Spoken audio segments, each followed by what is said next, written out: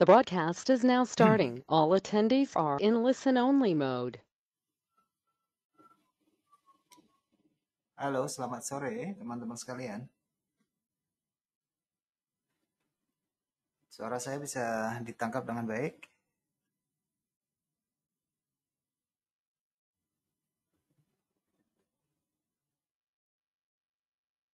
Ada suaranya?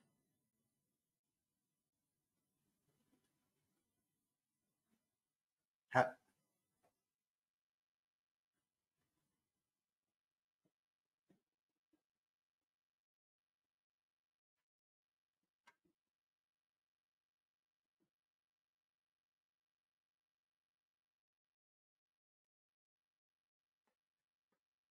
Baik teman-teman sekalian, selamat sore buat sudah yang bergabung dan yang akan bergabung.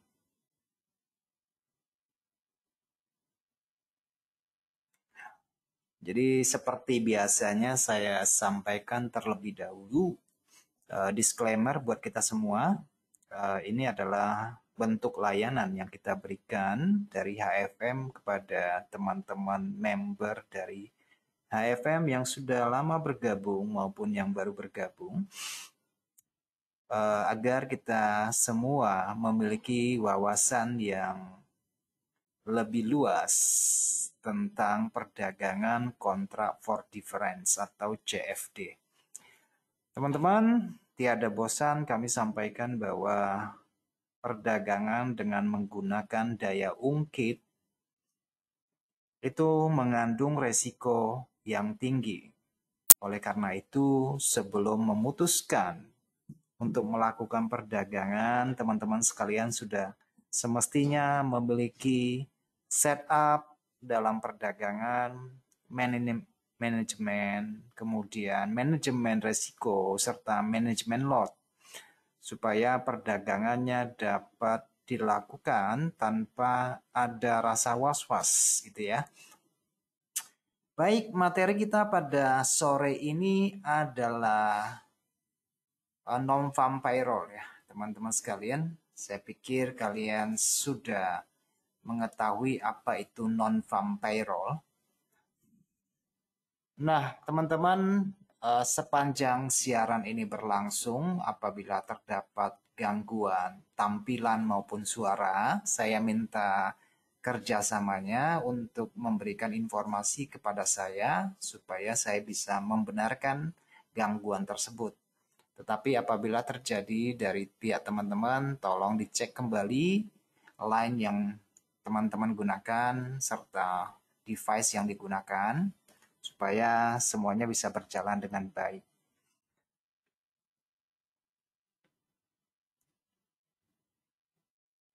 Baik, Anda bersama saya, Adi Pangestu, analis dari HFM, akan memaparkan beberapa fakta dari laporan non-farm payroll. Jadi kita to the point aja ya teman-teman, saya tidak menyiapkan template, saya langsung ke MetaTrader supaya kita bisa langsung belajar. Nah, baik teman-teman, di hadapan Anda ini adalah histori dari laporan non-farm payroll sepanjang tahun 2023. Sepanjang 2023 ya. Nah, kenapa saya membuat data ini di dalam grafik? Supaya kita memiliki satu pemahaman bahwa tidak selalu data yang baik itu mendukung mata uang. Tidak semua data yang jelek itu juga tidak mendukung data pergerakan mata uang. Jadi data sebenarnya itu adalah sekumpulan angka yang sudah diketahui, sudah diperkirakan sebelumnya, karena semisal hari ini laporannya adalah untuk bulan November.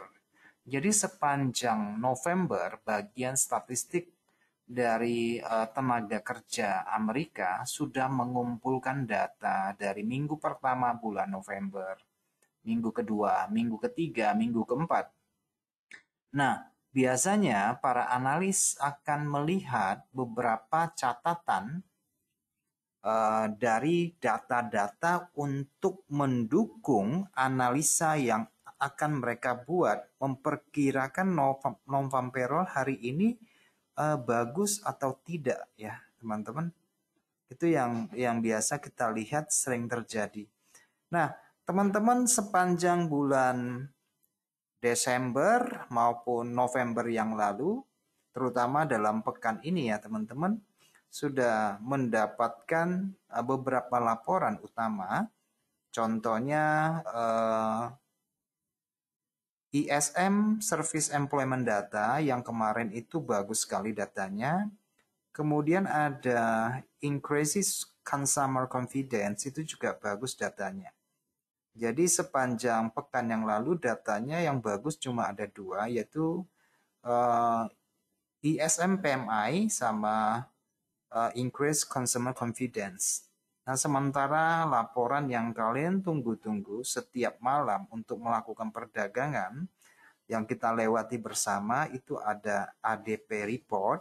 Itu dari datanya kurang bagus, kemudian lowongan pekerjaan itu juga kurang bagus, kemudian ISM Manufacturing Employment Data itu juga kurang bagus, dan sepanjang 4 minggu dari laporan klaim pengangguran, kalau di total-total selama 4 minggu juga tidak terlalu bagus. Kemudian klaim lanjutan itu juga kurang bagus. Dan terakhir adalah indeks sentimen dari Michigan juga melaporkan tidak terlalu bagus. Jadi sebagian analis baik yang ada di Wall Street maupun yang ada di pasar memperkirakan bahwa laporan kali ini cenderung kurang bagus. Oke. Nah, laporan non-farm payroll kemarin kita sudah melihat hanya 150K. Dan untuk kali ini di forecast-nya itu adalah 180 sampai 190K. Jadi ya meskipun meningkat perkiraannya, tapi itu juga dalam kategori kurang bagus. Karena dikatakan bagus itu angkanya harus di atas 200.000 baru dianggap bagus. Nah, itu beberapa perkiraan yang biasanya dilakukan oleh analis untuk melihat data lowongan pekerjaan, kemudian ADP, kemudian PMI, kemudian pengangguran, juga klaim pengangguran juga itu sendiri. Dia akan menjadikan input buat melihat perkiraan pembayaran upah hari ini seperti apa. Jadi dari beberapa laporan yang sudah saya sebutkan tadi itu rata-rata kurang bagus sehingga melahirkan satu proyeksi dari non-farm payroll yang kurang bagus. Nah, apakah demikian? Jawabannya belum tentu gitu ya, karena yang namanya non-farm payroll itu juga sering mengalami revisi. Jadi sebenarnya nggak bisa kita pegang datanya. Itu hanya forecast atau perkiraan atau ramalan saja bahwa datanya hari ini lebih bagus dari perkiraan, tetapi secara umum kurang bagus, yaitu di bawah 200.000. Oke, itu informasinya ya teman-teman. Jadi informasinya itu kurang bagus. Jadi kalau non-farm payroll kali ini kurang bagus, berarti upaya dari kenaikan suku bunga itu sudah berhasil untuk mencegah pertumbuhan ekonomi Amerika. Dengan demikian, maka Bank Sentral Amerika yang diperkirakan itu akan semakin cepat untuk menurunkan suku bunga dari perkiraan gitu ya.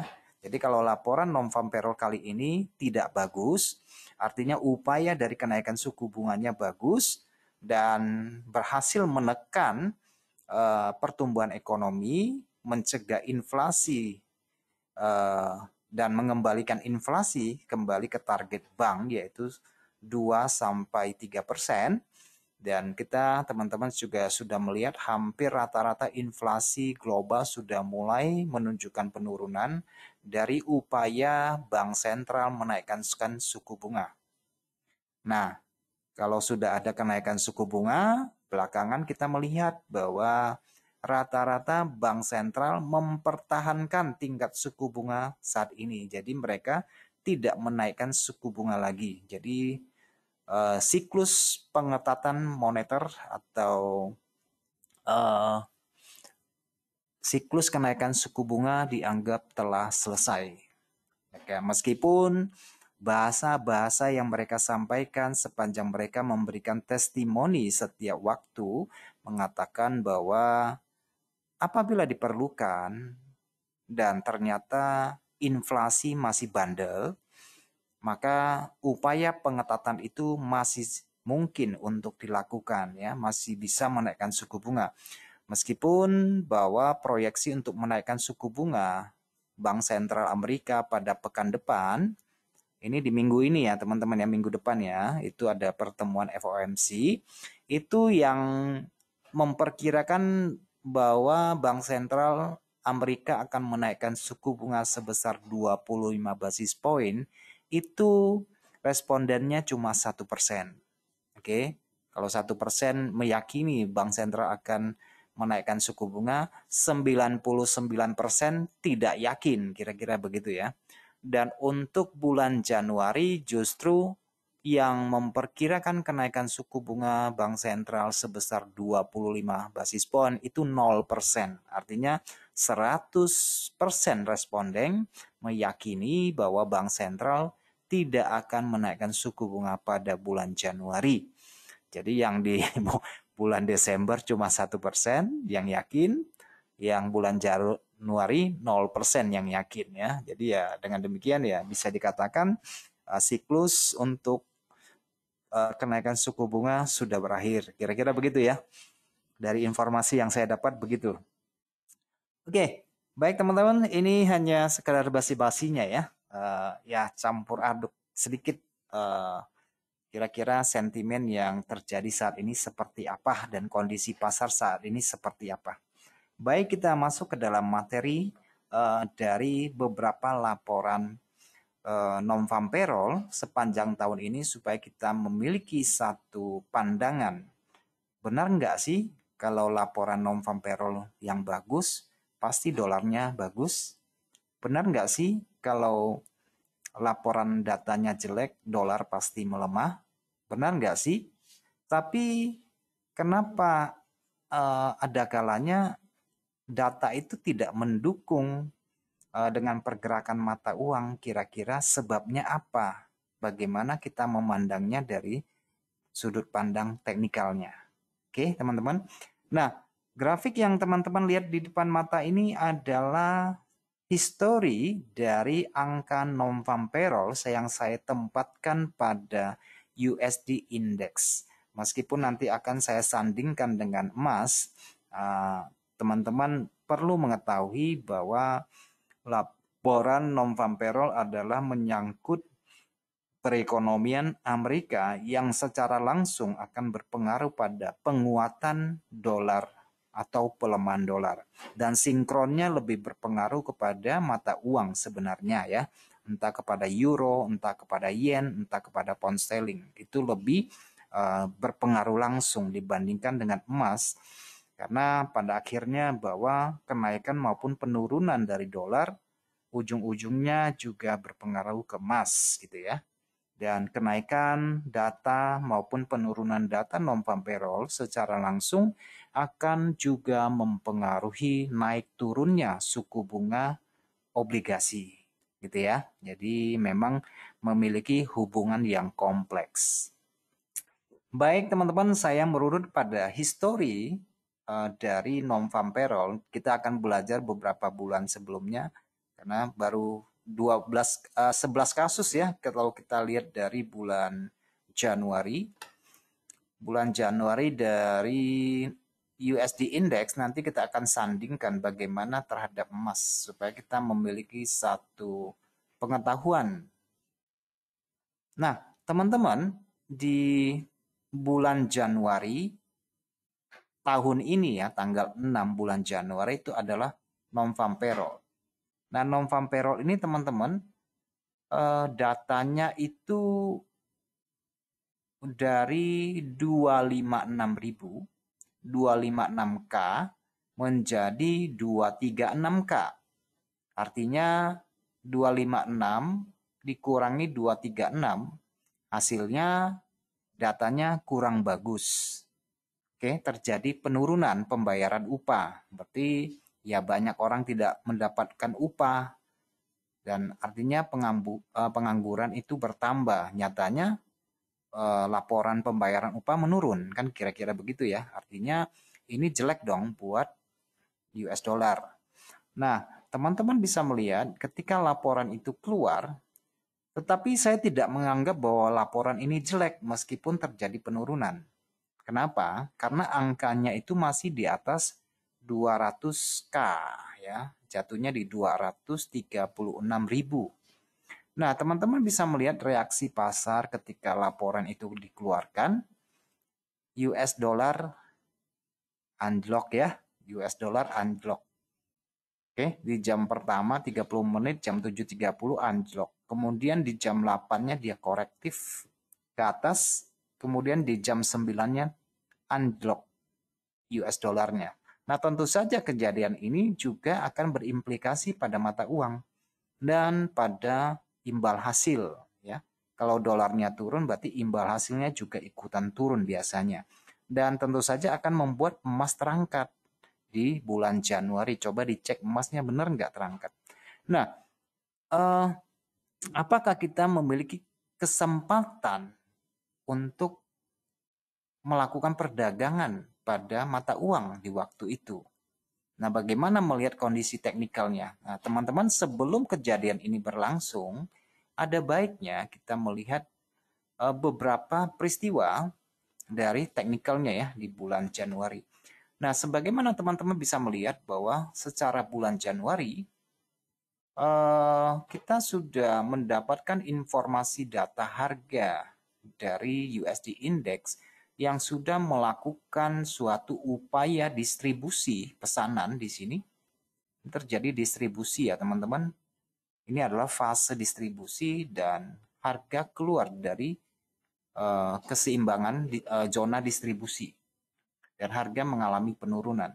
Jadi sebelum berita itu pun teman-teman sudah mendapatkan sebuah pesan bahwa secara tanpa ada data non-farm payroll pun dolar itu sebenarnya sudah melemah ya. Terlepas dari bagus atau tidaknya data itu kita nggak mau tahu dulu. Karena informasi yang kita dapat dolar ini melemah. Oke, itu yang pertama kita tangkap. Nah, selanjutnya baru kita menguji atau melihat beberapa data sebelumnya. Mulai dari hari Senin, di awal bulan, Selasa, Rabu, Kamis. Nah, apakah sebelum laporan itu keluar, posisi harganya ada di mana? Nah, kalau kita melihat dari histori, kebetulan datanya harga yang terjadi itu berada di kisaran daerah resisten support gitu ya. Nah, ini sebelum kejadiannya di sini ya. Sebelum kejadiannya harga sudah naik pada zona keseimbangan support resisten. Itu kejadian bulan Januari. Nah, teman-teman bisa melihat kalau ini adalah support resisten, berarti kita tidak disuruh untuk beli dong karena harga ada di resisten. Kira-kira begitu ya. Kalau secara teknisnya kita tidak disuruh untuk membeli, tetapi akan mencari kesempatan kalau ada pola turun kita akan menjual. Dalam konteks ini ya teman-teman, dalam konteks ini. Nah, paling kita nanti itu hanya mengkalibrasi kemungkinan menjualnya di bulan Januari itu dalam kondisi seperti apa. Nah, kalau teman-teman lihat dari bulan Januari, harga naik ya dari hari awal bulan tanggal 3 Januari naik, tanggal 4 Januari konsolidasi, tanggal 5 Januari hari Kamis juga naik. Nah, di sebelum non-farm payroll harga juga naik, tetapi naiknya secara perlahan. Nah, dalam konteks yang terjadi pada bulan Januari, begitu berita keluar harga turun. Turun untuk mengisi kenaikan di awal hari itu. Ini harganya naik, dia ngisi. Tapi sesudah ngisi, di 1 jam berikutnya harga naik. Nah, teman-teman, di dalam kondisi seperti ini, saya melihat bahwa kita mendapatkan informasi harga memang berada pada tingkat resisten. Nah, masalahnya di waktu itu apakah kita memiliki keberanian yang cukup untuk masuk pasar dengan risiko yang terbatas? Karena informasinya kamu tahu bahwa dolar melemah. Di bulan sebelumnya, kemudian harga sebelum berita itu terjadi, harga berada pada tingkat resisten. Nah, sekarang tergantung kamu, keputusannya bagaimana. Kamu lihat gerakan harga awalnya, apakah terjadi penguatan momentum atau momentum yang tersendat-sendat, momentum rally-nya. Nah, begitu mendekati berita, nah itu kamu yang menentukan. Cuma saya mau kasih informasi bahwa ketika berita keluar, biasanya yang terjadi adalah likuidasi posisi dari buyer atau seller sebelum kejadian itu terjadi. Nah, kalau teman-teman perhatikan di sini ada buyer ya, ada buyer pada pagi harinya sampai di jam tersebut. Nah, begitu berita keluar, yang beli ini melikuidasi posisi mereka sehingga harga jatuh ke tempat dia naik. Selepas itu ada koreksi satu, warna putih ya. Nah, secara teknikal ini merupakan kesempatan untuk menjual ya, untuk USD index. Secara teknikal ya teman-teman. Secara teknikal ini adalah kesempatan untuk menjual. Nah, teman-teman akan mendapati bahwa candle putih ini koreksinya mencapai level 61,8. Coba dicek ya. Kira-kira ya, saya cuma kira-kira. Harganya koreksi sampai 61,8. Ya semestinya teman-teman katakanlah di sini kita tidak menjual dan di jam 8 itu sebelum terjadi mungkin teman-teman memiliki kesempatan untuk melakukan pending order pada level 50,61 dan menempatkan risiko di atas angka 100. Kalau itu yang terjadi ya. Kalau itu yang terjadi. Oke. Nah, itu tanggal 6 bulan Januari. Nah, saya akan mengajak teman-teman, saya hanya memberikan beberapa contoh sampel saja ya. Supaya teman-teman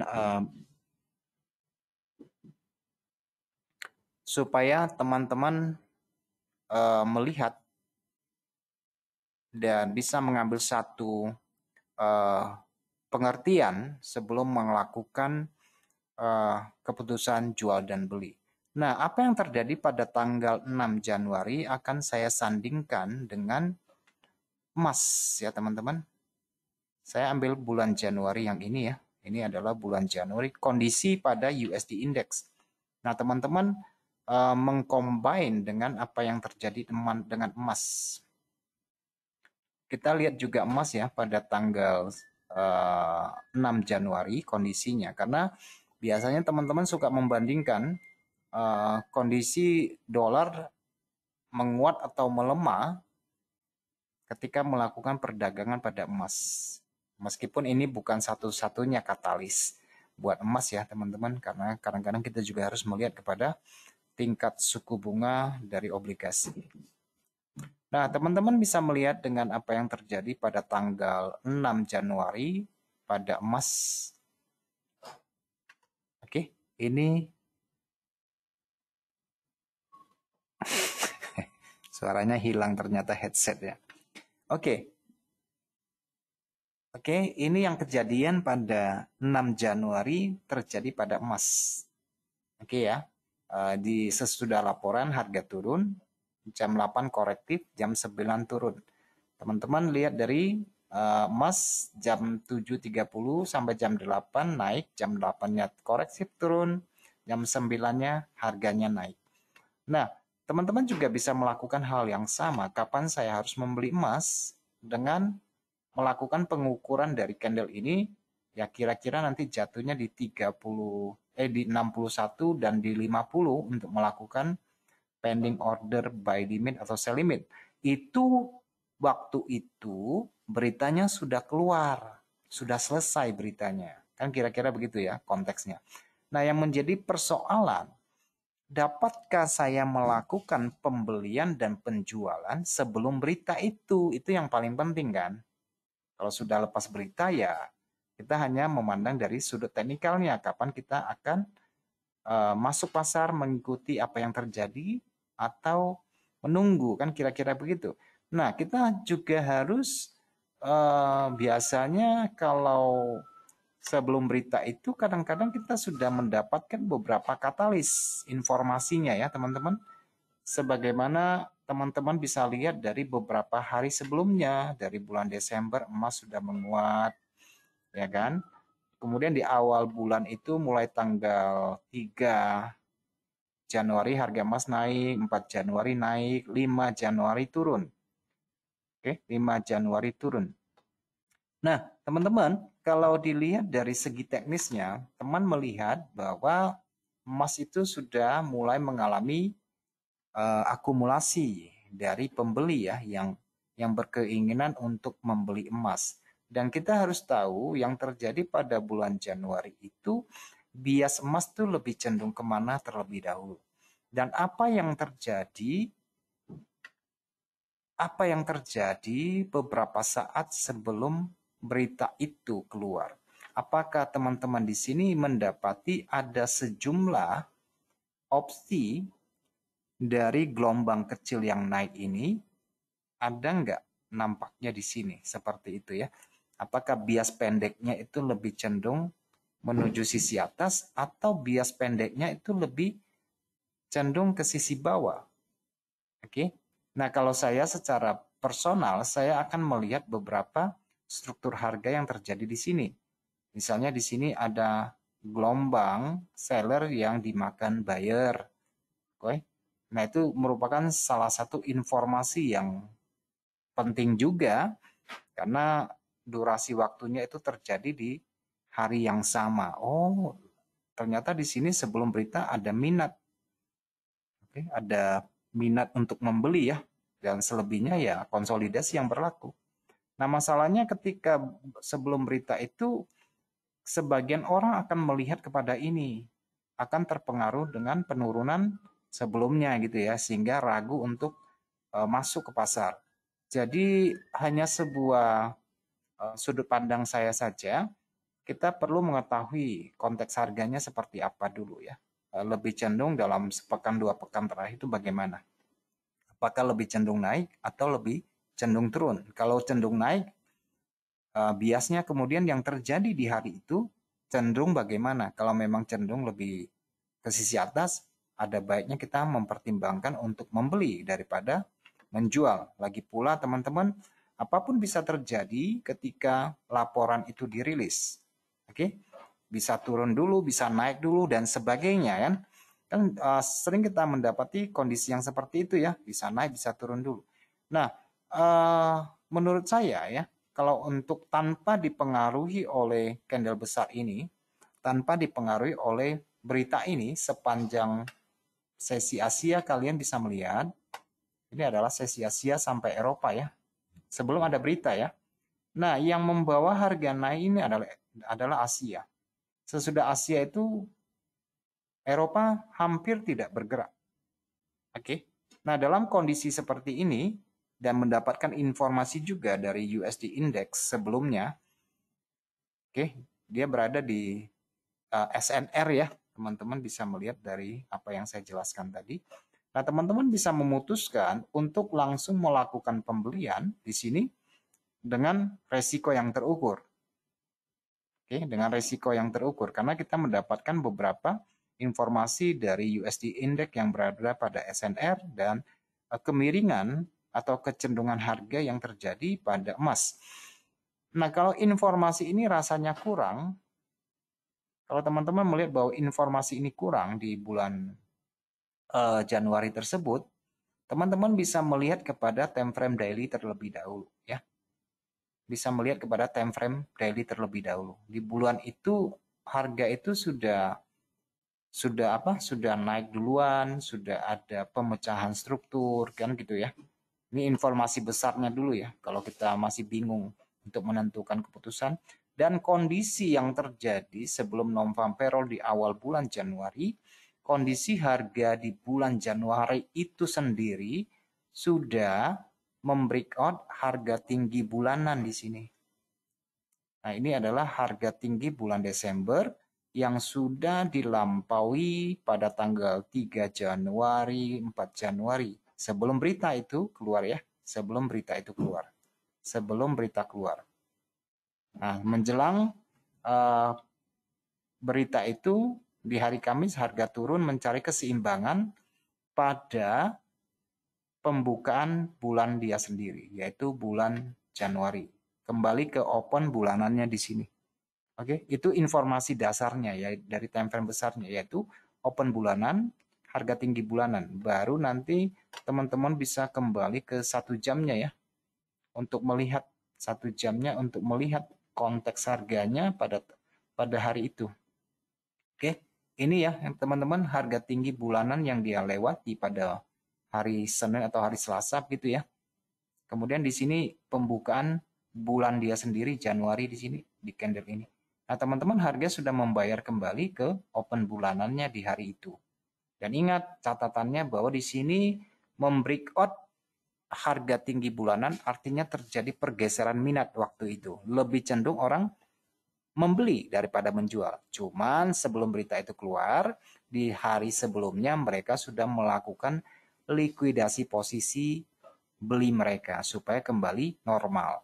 Nah, teman-teman, apakah informasi ini bisa membantumu? Saya pikir bisa membantu ya. Jadi di hari hanya itu tanpa harus menunggu berita pun, mungkin 1 hari sebelumnya teman-teman juga sudah melihat ada candle kecil di sini, ada candle mendadak besar, ada 3 buah candle naik, ada korektif, ada candle naik. Jadi di sini membentuk minat belinya di sini ya. Jadi sebelum laporan itu sendiri, saya pikir teman-teman sudah bisa mengambil satu kesempatan untuk masuk pasar. Kalau saya sih hanya melihat dari breakout-nya aja ya sih ya teman-teman ya. Breakout seperti ini biasa saya menggunakan setup ini. Harga naik, harga turun, ada breakout. Saya cenderung akan mencari rata-rata candle kecil yang membreakout ini untuk mengambil pullback entry-nya di sini.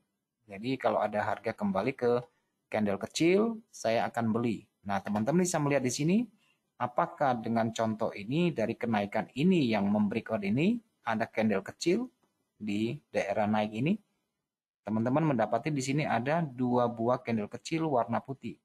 Nah, itulah tempat membeli kita dengan resiko cukup di bawah ini. Jadi resikonya itu tetap terukur, tetap terkalkulasi di sini ya. Oke, itu satu contoh kasus ya teman-teman. Contoh kasus yang terjadi pada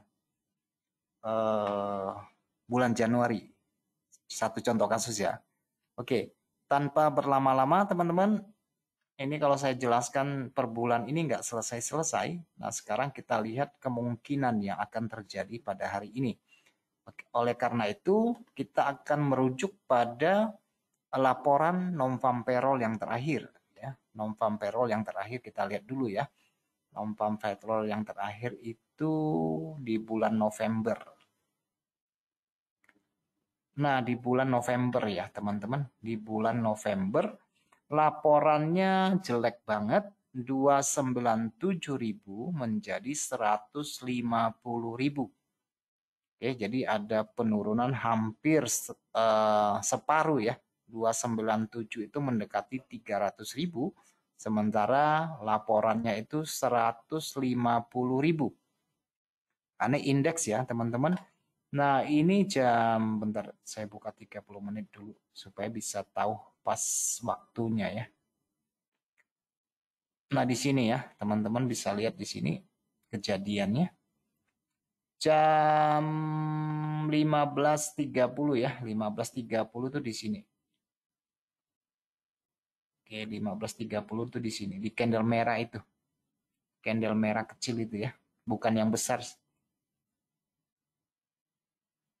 15.30 ya. Benar ya, 15.30 ya. Nah, di candle yang kecil ini. Nah, teman-teman, sebelum berita itu harganya itu sudah turun jauh ya, teman-teman ya. Sudah turun jauh dengan candle besar ini. Sebelum berita ya, sebelum berita. Jadi ada dorongan harga dari awal bulan tanggal 1, tanggal 2, tanggal 1, tanggal 2. Dan sebelum berita itu harga sudah turun melewati harga rendah harian di sini. Harga rendah harian di sini. Harga sudah turun. Jadi gimana ya kondisinya waktu itu harga sudah turun duluan. Bahkan sebelum laporan itu terjadi ya. Jadi ya minimal kita mendapatkan satu informasi ya kemungkinan besar ya melemah lah ya. Kira-kira begitu ya. Kemungkinan besar melemahnya. Cuma saya tambahkan catatan satu ya teman-teman, bahwa laporan non-farm payroll itu biasanya akan di-fill kembali, akan diisi kembali. Jadi misalnya yang terjadi di sini meskipun laporannya jelek, membuat dolar menurun, ini level ini akan diisi kembali, akan dibayar kembali supaya seimbang. Oke, seperti teman-teman bisa lihat di sini, di hari Seninnya yang turunnya pada hari Jumat, hari Senin sudah dibayar, bahkan melampaui. Oke, bahkan melampaui. Kenapa demikian? Karena sebelum laporan itu keluar pun, dolar itu sudah melemah. Oke, dolar itu sudah melemah. Jadi kalau teman-teman perhatikan penurunan yang terjadi pada saat itu, tanggal 3 November itu, kalau teman-teman lihat pada time frame daily-nya, di sini ya teman-teman ya, kejadiannya itu di sini. Teman-teman, di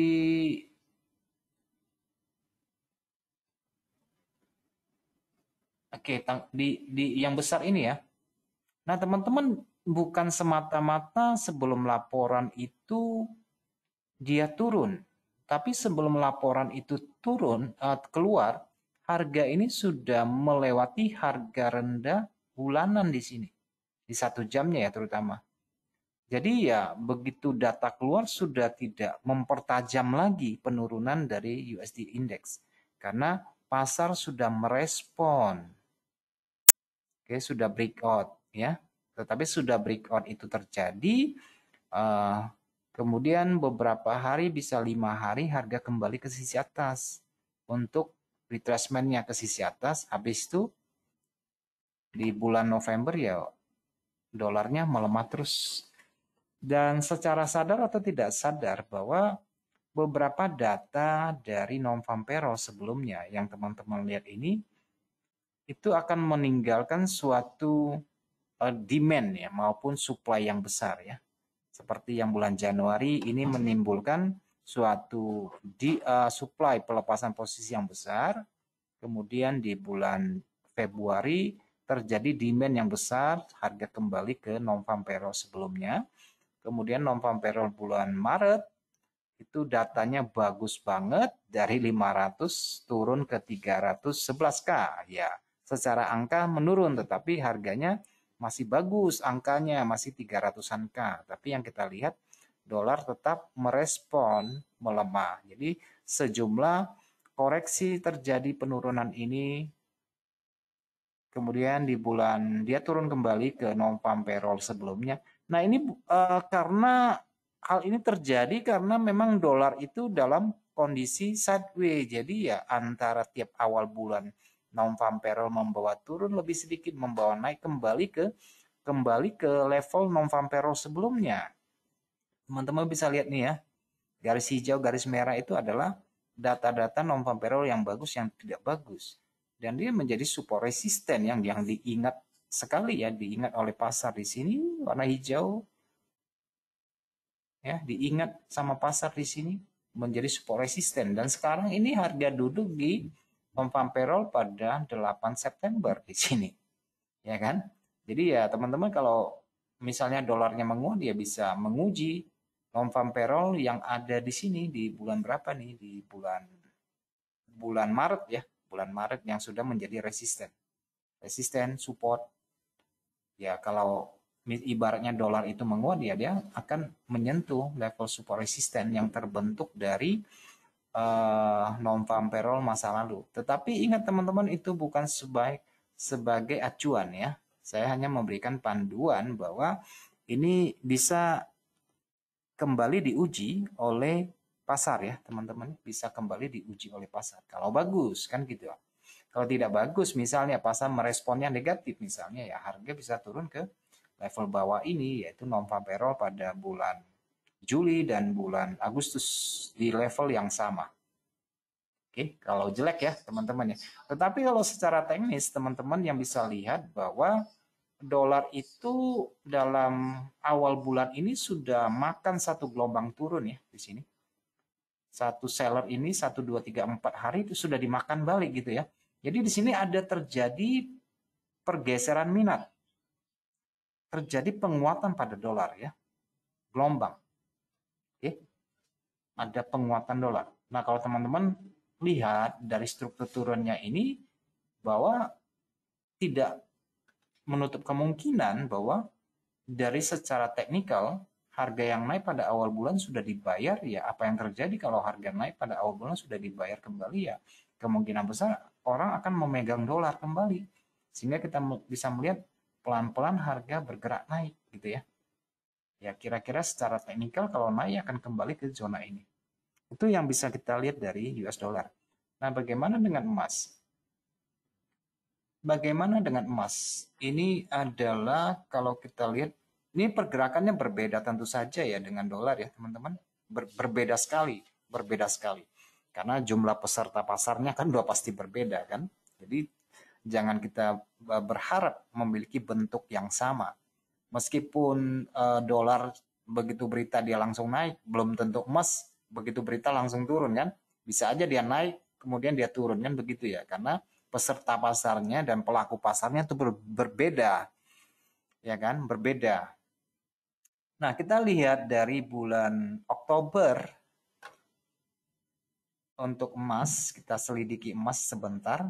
Dari bulan Oktober, ketika harga mencapai mendekati angka 18, meskipun tidak sampai, hanya sampai di 1811 ya.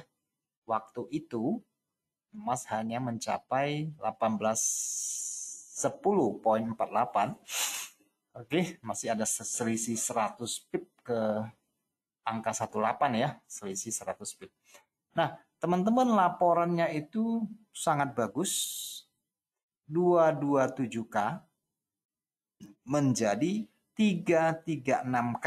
Artinya di sini ada peningkatan hampir 100.000 gaji yang dibayarkan.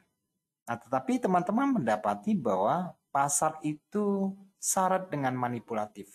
Kan kira-kira begitu ya. Nah, kalau datanya bagus harusnya emasnya turun dong. Kan gitu ya. Emasnya turun dong. Memang turun ya, teman-teman. Memang turun. Tetapi sesudah turun apa yang terjadi? Harga malah naik. Ya kan? Jadi istilahnya pasar merespon data hanya sebentar. Selebihnya harga 1 jam mendatang harganya close di atas dari candle non-farm payroll yang turun. Dan ini sudah terjadi sideways 3 hari sebelumnya.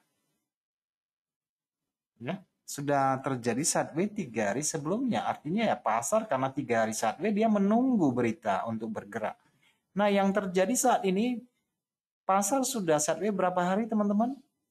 Pasar sudah sideways 3 hari. Berarti yang ditunggu ini adalah berita hari ini ya teman-teman. Yang ditunggu ini adalah berita hari ini. Jadi ibaratnya kalau laporan non-farm payroll itu jelek,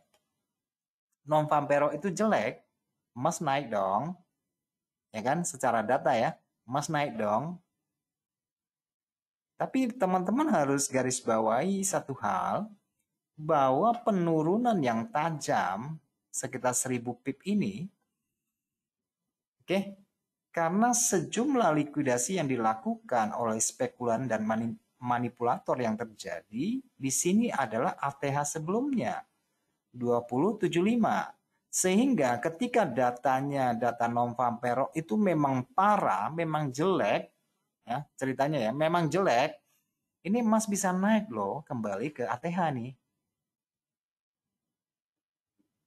Oke, memang parah, datanya jelek karena sudah ditunggu di sini 3 hari.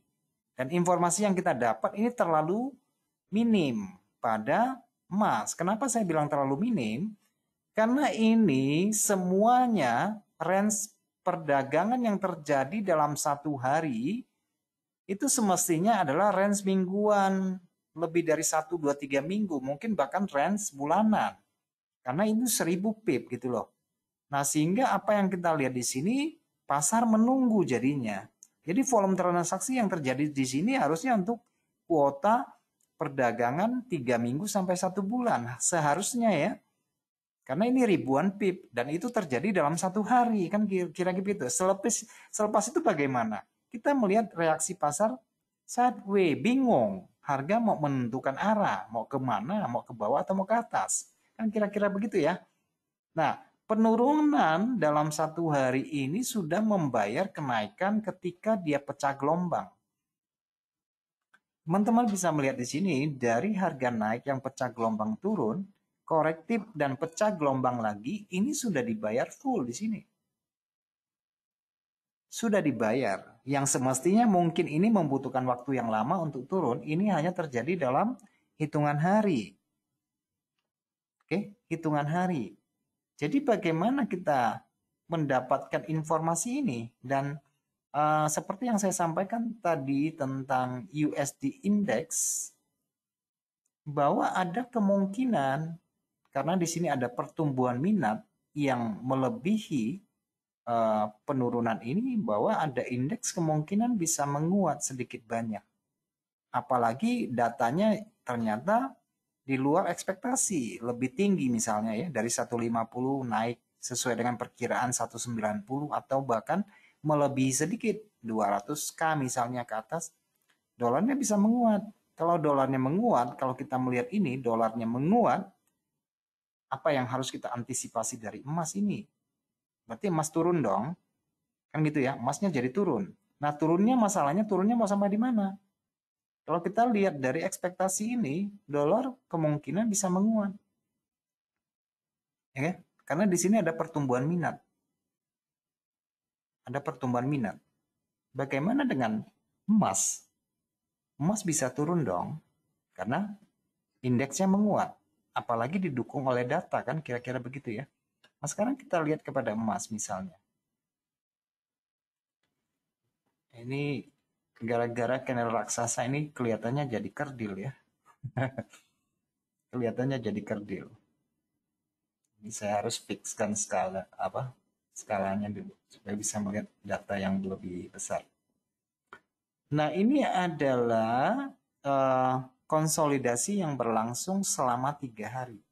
Nah, teman-teman, kondisinya itu netral ya. Kondisi emas itu netral. Kalau kita berbicara dalam konteks sehari, 2 hari, 3 hari terakhir. Betul ya? Nggak ada arah yang jelas. Oke? Nah, tetapi kita melihat di sini ya, teman-teman. Kita melihat di sini kejadian yang saat ini. Memang dalam 3 hari, dia membentuk bias yang miring ke sisi atas ya. Miring ke sisi atas dan kemarin yang kita buat bahwa segitiga itu sudah pecah ya, jadi minatnya lebih cenderung ke sisi atas dari breakout simetris tadi ya. Sekarang ini kita mendapati segitiga ascending ya, ascending triangle yang kita lihat di sini, memiliki harga tinggi dan harga rendah yang cenderung meninggi. Berarti di sini ada pertumbuhan minat yang acak ya, bukan pertumbuhan minat yang sesungguhnya. Ada pertumbuhan minat yang acak pada struktur harga di frame kecil ya. Cenderung naik kan? Kamu lihat ini kan cenderung naik ya. Cenderung naik untuk emas, untuk intraday-nya. Tapi apakah pasti naik? Kan belum tentu ya. Karena secara harian ini harga ini terkunci di bawah terkunci di bawah konsolidasi 2 hari di sini. Ini biasanya merupakan key level. Oke. Ini biasanya merupakan key level Zona kunci yaitu ketika candle konsolidasi ini 2 hari dimakan ke atas dan dia bayar kembali ke bawah, maka ini adalah kunci levelnya bahwa harga ini akan tertahan terus-menerus di bawah 2 candle harian di sini. 2 candle harian, cuma saya tunjukkan time frame 1 jamnya ya. Kalau teman-teman bisa lihat kepada daily-nya, ya harga akan tertahan di 2 candle kecil harian ini. Teman-teman bisa lihat ya, sekali coba, 2 kali coba, 3 kali coba, dan belum berhasil. Dan ternyata perkiraan kita bahwa dolar itu pada akhirnya menguat, emas ini bisa turun loh. Jadi kalau ini menjadi tahanannya, emas bisa turun. Nah masalahnya kalau turun itu turun kemana? Kan gitu ya. Nah teman-teman akan mencari beberapa level harga. Kalau ini struktur ini menjadi struktur suatu pola reversal ya. Jadi kira-kira kan pola ini pada time frame daily kan bisa dilihat seperti ini ya. 2 candle kecil yang saya bilang, harga naik, harga turun, ini tempat dia key levelnya di sini. Harga akan tertahan terus di sini. Nah, secara teknis ya teman-teman, saya ini ngomong secara teknis. Nah, pola ini yang kalian lihat ini di 1 hari akan kalian dapatkan juga di 1 jam, persis sama, yaitu kejadian yang kemarin.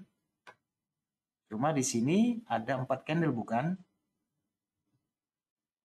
Nah, harga yang naik ini tertahan terus di sini. Kira-kira begitu ya. Cuma ini tampilannya di 1 jam. Strukturnya sama. Maksudnya pola harganya sama ya. Pola harganya sama. Cuma ini tertahan di sini. Nah, bagi saya, kalau saya ditanya mau beli atau mau jual, saya kayaknya memilih untuk menjual deh. Kira-kira begitu ya. Terlepas dari data yang ada, karena saya melihat dari key level ini ya teman-teman. 2 hari berselang ini sudah coba sekali, 2 kali, 3 kali, 4 kali, belum ada upaya untuk membeli lebih tinggi.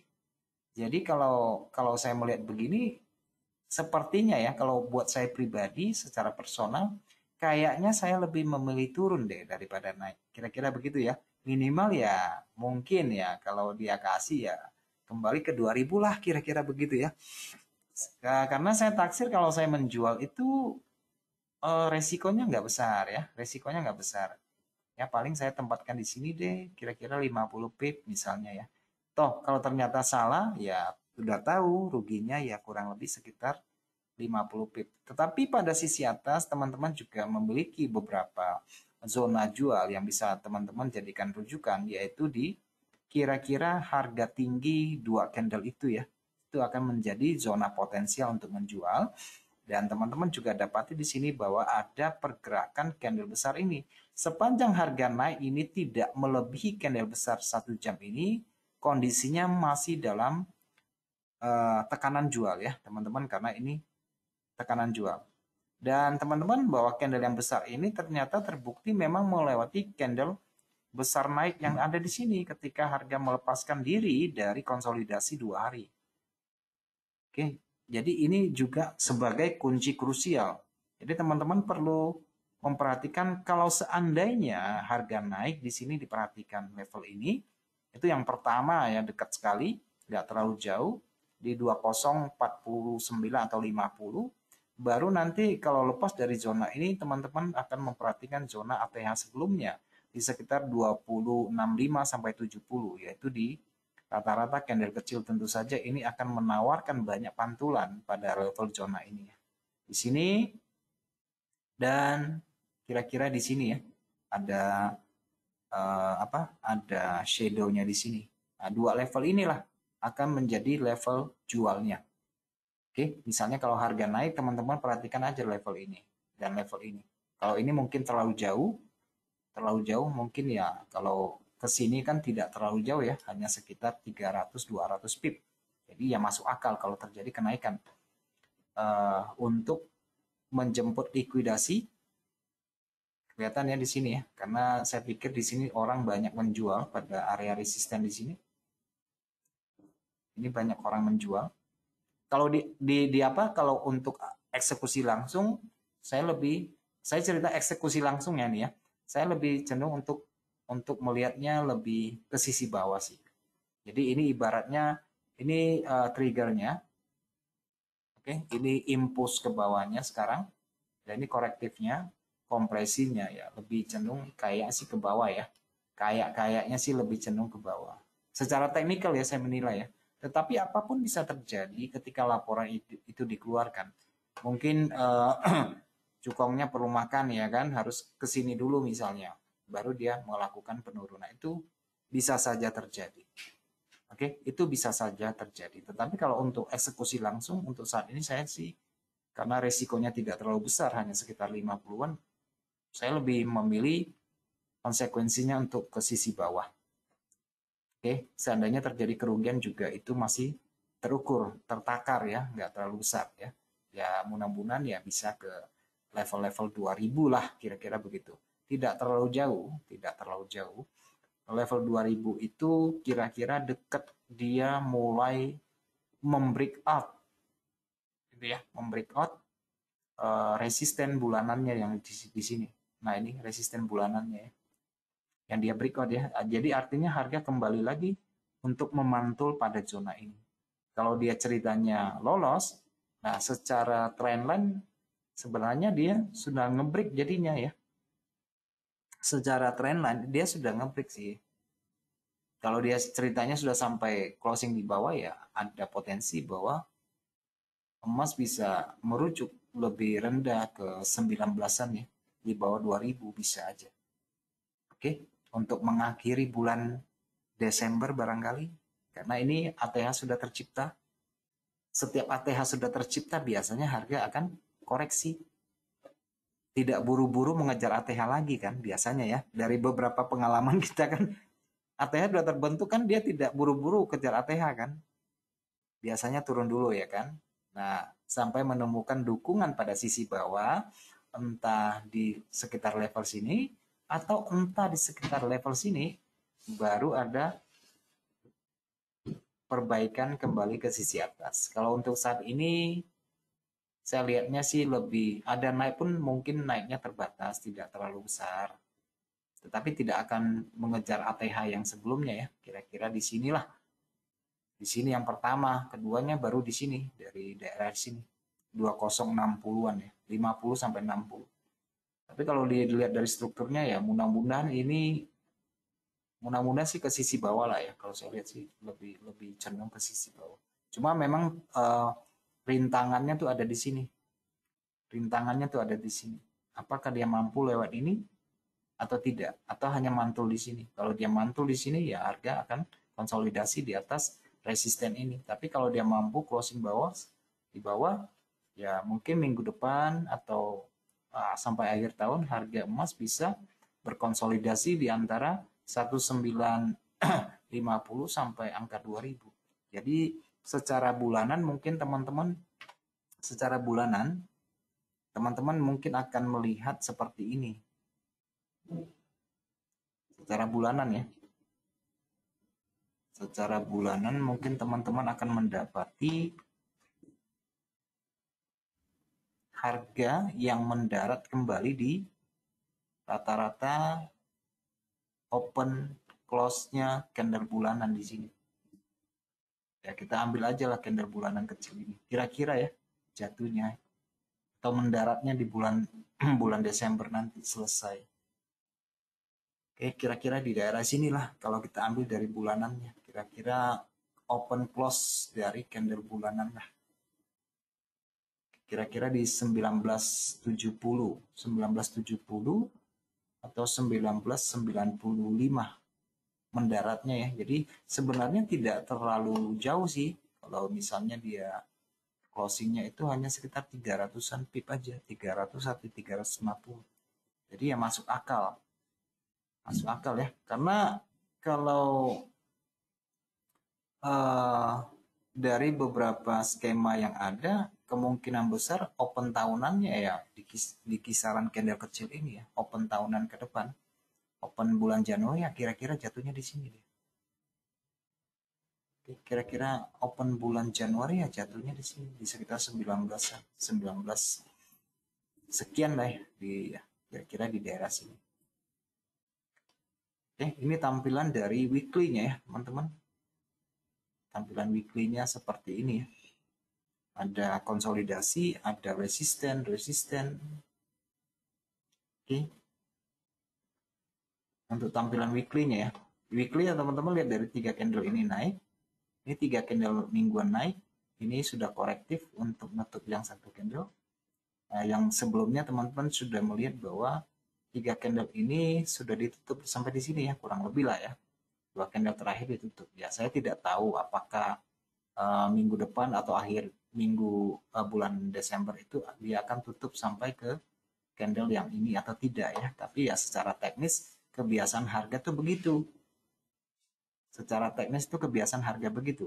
Karena ketika candle merah ini dimakan sama candle putih itu tandanya seimbang ya. Tandanya seimbang. Nah, seimbang itu kalau dia sudah naik dia bayarnya kembali ke zona seimbang ini. Biasanya ya. Nah, sekarang ini teman-teman, nah candle 2 candle merah ini dimakan 3 buah candle. Semestinya ketika dia turun dia akan mencari zona seimbang ya. Kira-kira di daerah sini di candle putih kecil ini. Kira-kira di daerah sinilah dia akan kembali. Oke, itu perhitungan teknisnya seperti itu ya, teman-teman. Kalau untuk sepanjang bulan Desember. Nah, kalau untuk yang hari ini seperti yang sudah saya sampaikan, kalau di proyeksikan ya, teman-teman. Ini key levelnya ya yang 2 hari itu ya.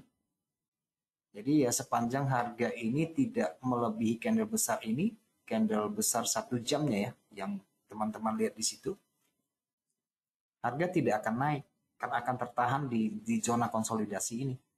Karena disinilah harga masuk kembali ke zona bawah dan teman-teman bisa melihat dari kekuatan buyer ini yang sudah dia bayar kembali. Jadi ini merupakan rentang koreksi sebenarnya ya. Jadi kalau laporan hari ini adalah laporan non-farm payroll yang Goldilocks, ya tidak juga menutup kemungkinan bahwa tidak akan membawa efek apapun. Dan bagi emas ya mungkin lebih nyaman dia berkonsolidasi lagi sampai menunggu katalis berikutnya, yaitu suku bunga pada pekan depan. Oke? Ya, saya pikir sih mungkin tidak terlalu besar sih ya gerakannya hari ini. Ya. Tapi bagaimanapun kan kita tetap mengantisipasi kemungkinan-kemungkinan yang ada, bukan? Ya. Ini masih di dalam kekuasaan seller di sini. Kelihatan ya, ini masih di dalam kekuasaan seller. Dan apakah ada kekuatan buyer yang dimakan di sini? Kelihatannya masih standar-standar saja ya. Kelihatannya masih sideways saja sampai waktunya nanti jam 8.30 ya hari ini ya 8.30 ya sebelum hari hanya jamnya berlaku ya kita masih bisa surfing lah di sini untuk lompat sana lompat sini buy dan sell secara secara scalping lompat sana lompat sini masih di ruang yang sama bisa scalping bolak-balik ya di sini sebelum ada berita itu keluar ya teman-teman dan ini masih membentuk membentuk kesamaan posisi, kesamaan kekuatan yang bisa kita lihat di sini teman-teman. Karena biasanya korektif tuh modelnya, candle korektif modelnya tuh cuma 2 gelombang. Naik, korektif, naik. Turun juga sama. Turun, korektif, turun. Jadi dia tuh pasang 3-3. Naik 1, koreksi 1, naik 1. Jadi 3. Nah di sini naik, korektif, naik. Ya. Di sini hal yang sama berlaku. Turun 2 jam korektif, turun. Jadi gelombangnya cuma 2 ya. 2 turun, 2 naik. 2 turun, 2 naik. Nah, biasanya itu adalah gelombang korektif. Artinya harga ini mengalami konsolidasi pada zona ini dia. Sampai nanti akan mengirim harga untuk pergi berangkat biasanya yang menjadi tren adalah 3 kekuatan.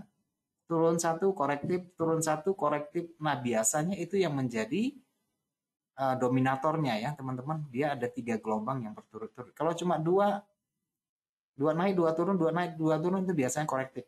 Sama halnya dengan yang di sini, meskipun ini bukan korektif, teman-teman mendapati jeda di sini cuma dua, apa namanya, cuma exhaust ya, teman-teman bisa lihat di sini. Namun sebelumnya kalau teman-teman perhatikan bahwa yang namanya tren itu selalu bukan dalam bentuk dua gelombang naik, biasanya lanjut tiga, korektif, lanjut tiga, korektif dua, lanjut tiga, korektif dua, lanjut tiga, korektifnya dua.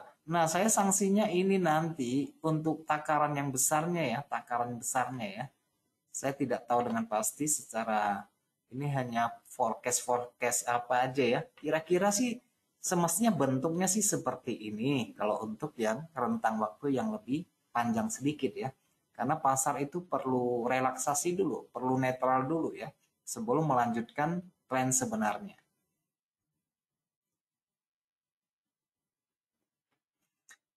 Oke, teman-teman, saya pikir cukup. Ini hanya beberapa panduan dasar aja ya, panduan dasar aja sebelumnya. Nanti kita akan sama-sama di waktunya nanti sama-sama kita akan live di platform yang lain ya. Kalau teman-teman yang belum gabung di platform Tele, bisa digabung di Pips Ranger supaya kita bisa sama-sama trading bareng untuk non-farm payroll hari ini. Baik teman-teman, terima kasih buat atensinya hari ini. Kita akan berjumpa kembali pada pekan depan. Oke, selamat malam semuanya dan terima kasih buat atensinya. Bye-bye semuanya.